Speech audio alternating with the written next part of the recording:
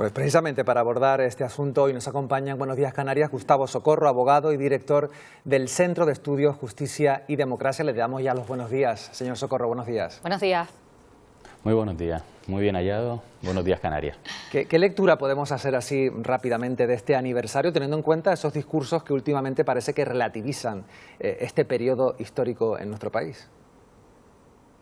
Pues básicamente ese argumento de relativizar este periodo histórico es producto del desconocimiento, de la ignorancia y de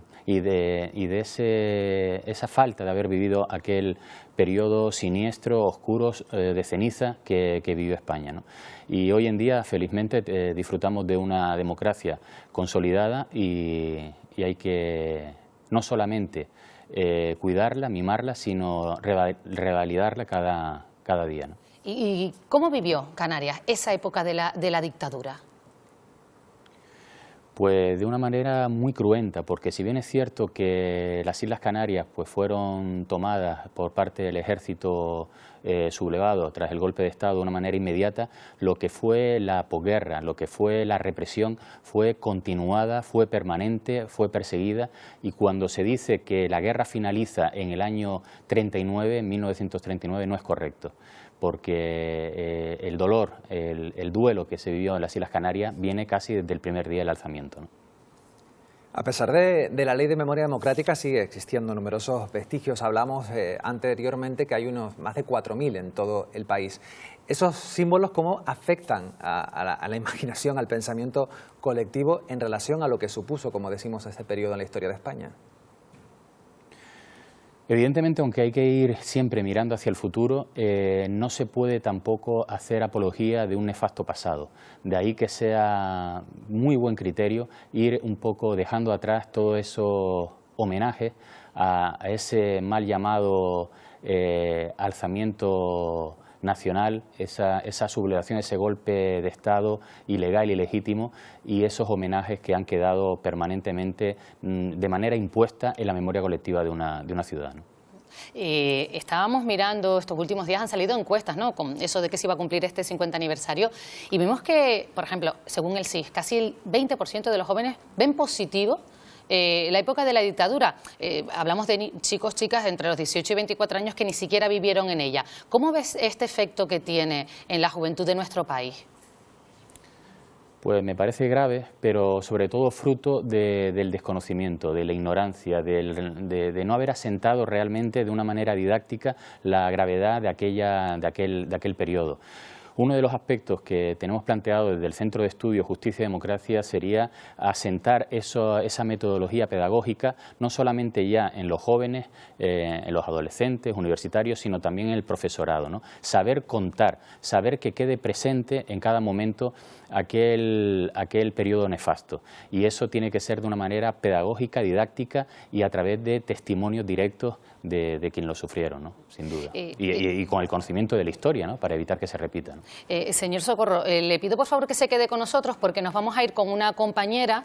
Estábamos hablando precisamente antes de esos 4.000 símbolos franquistas que existen en España y que, bueno, algunos pues han sido retirados de instituciones públicas, esto tras la aplicación de la Ley de Memoria. Ahora se espera que con la aprobación de un nuevo Real Decreto pues sean aún más, una medida, Itziar Pérez, anunciada por el Consejo de Ministros.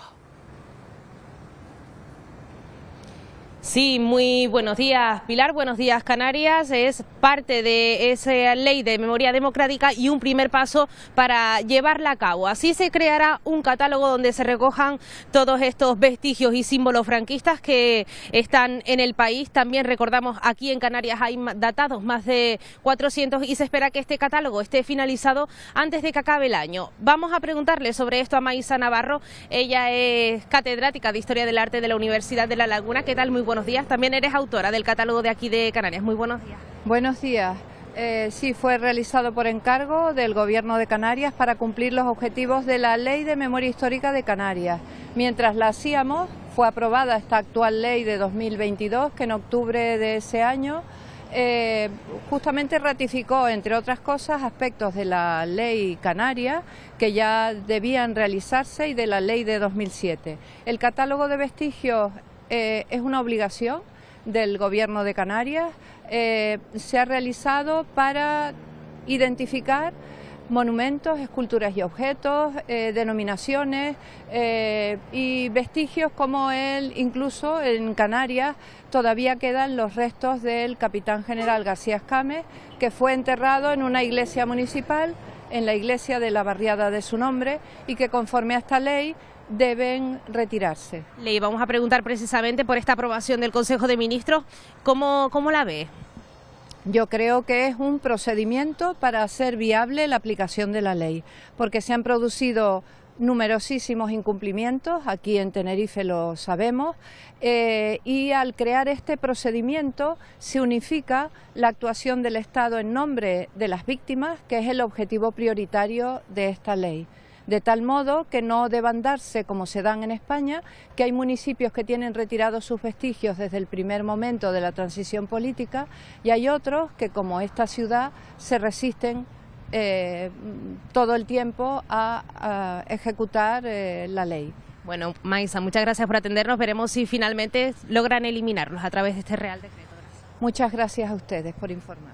Bueno, pues como ya ven, pues las asociaciones de víctimas del franquismo pues también ven con buenos ojos la aprobación de este Real Decreto. Estaremos muy pendientes a ver si ese catálogo finalmente pues se formaliza antes de que acabe el año, y si también el Gobierno logra eliminar estos más de 4.000 vestigios franquistas de todo el país. Gracias, Isier. Buenos días. Buenos días. Pues señor Socorro, le preguntamos a usted, estábamos viendo ese monumento a Franco, preguntarle, ¿usted qué cree que se debe hacer con ese monumento a Franco que está en pleno centro de Santa Cruz de Tenerife? Pues sencilla y llanamente aplicar la ley.